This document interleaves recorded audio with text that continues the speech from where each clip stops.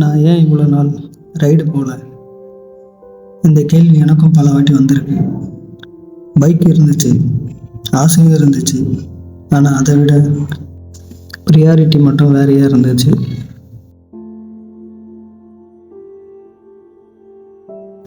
எல்லாருக்கும் இருக்கிற ஆசை மாதிரி தான் எனக்கும் ஒரு பெட்டு வாங்கி வளர்க்கணும்னு ஆசை.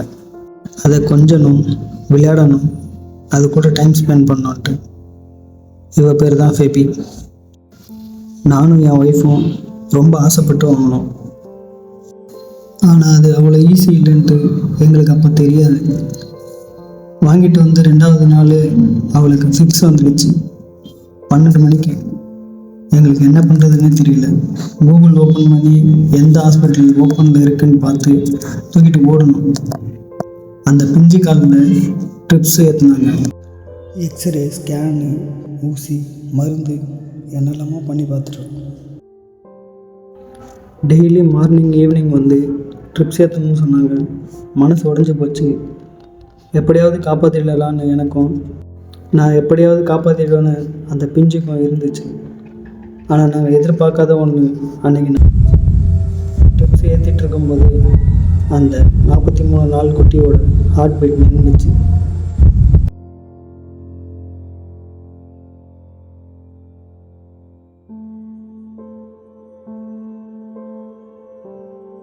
அந்த சோகத்திலிருந்து என்னால் திரும்ப எழுந்துக்கவே முடியல. அவளை நினைக்கும் போதெல்லாம் எனக்கு அழக்க முடியாத அழுகை வரும். 2 வருஷம் ஆச்சு. அப்புறம் எனக்கு இந்த கஷ்டத்தை மறக்கணும்னா நான் அவளை மாதிரி ஒரு குட்டியை வாங்கி நல்லா வளர்க்கணும்னு தோணுச்சு. அப்போ தான் எங்கள் வீட்டுக்கு ஒரு குட்டி லட்சுமி வந்தாங்க.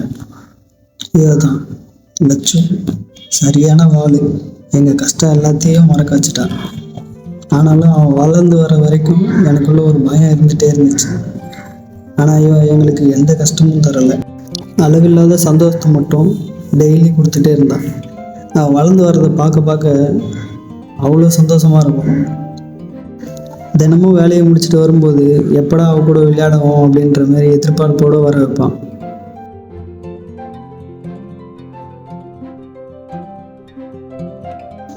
ஆனால் அவன் வளர வளர குறும்பும் அதிகமாகிடுச்சு.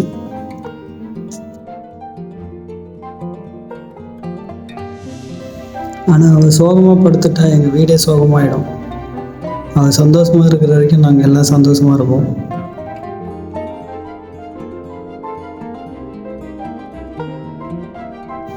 இப்படியே 2 வருஷம் நல்லா தான் போச்சு. சந்தோஷமாக தான் இருந்தோம். ஆனால் ஒரு நாள் நாங்கள் பயப்படுற நாள் வந்துச்சு.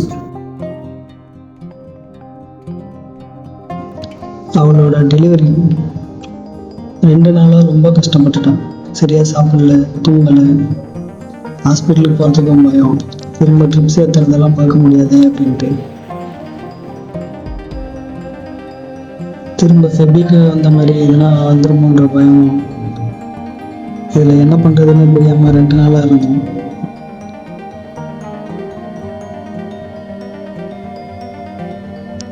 என்னை தவிர யாரையும் கிட்ட சேர்க்கவே இல்லை.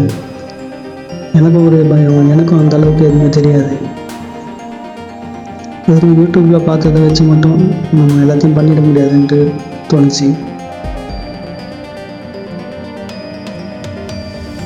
அவள் கஷ்டப்படுறதை பார்க்கும்போது இதுக்கு மேலே வெயிட் பண்ண வேணாம், ஹாஸ்பிட்டலுக்கு போகலாம் அப்படின்ட்டு முடிவெடுத்து நான் ட்ரெஸ்ஸை மாற்றிட்டு வந்தேன். வந்து பார்த்தேன், ஒரே அதிர்ச்சி ஆயிடுச்சு. குட்டி அவள் போட்டு இருந்தான். அந்த குட்டியை ஃபஸ்ட்டு நான் தான் கையில் தூக்கினேன். எனக்கு அவ்வளோ சந்தோஷம். இந்த உலகத்தில் நானே ஏதோ புதுசாக பிறந்த மாதிரி ஒரு ஃபீல் இருந்தது. அதுவும் ஒரு ஃபீமேல் பப்பி தான். குட்டியாக அழகாக க்யூட்டாக இருந்தது. அதுக்கப்புறம் அதை எடுத்து க்ளீன் பண்ணி அவளுக்கு பால் கொடுக்கறதுக்கு அவங்க அம்மா கிட்ட எடுத்து விட்டேன். அந்த சந்தோஷத்தை ஃபீல் பண்ணிகிட்டு இருக்கும்போது அடுத்தடுத்துட்டு 3 குட்டை போட்டுட்டான். கரெக்டாக 4 வருஷம் ஆச்சு. என்னோடய ஃபெபி குட்டி இறங்கி அதை நான் கையில் தூக்கிட்டு வந்தது. ஆனால் இன்றைக்கி என் கையில் 4 குட்டியை கொடுத்துருக்கா என் லட்சு.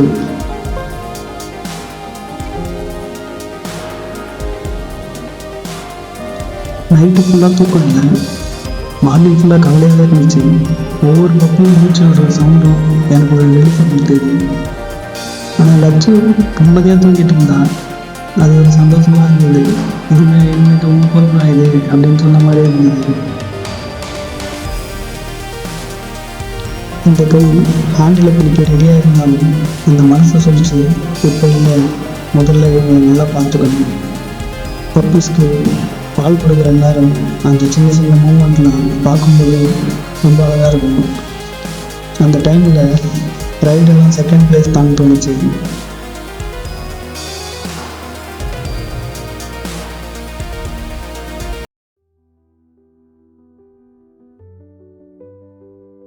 பைக்கு வெயிட் பண்ணும், ரோடும் வெயிட் பண்ணும், ஆனால் இந்த மூமெண்ட்டு திரும்ப வராது.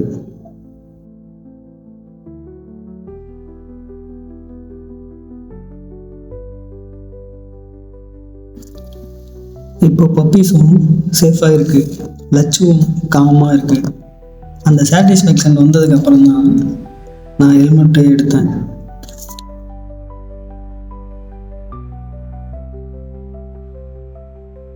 இப்போ ரைடு போகும்போது ஸ்பீடில் மட்டும் இல்லை, மனசுலேயும் ஒரு அமைதி இருக்குது.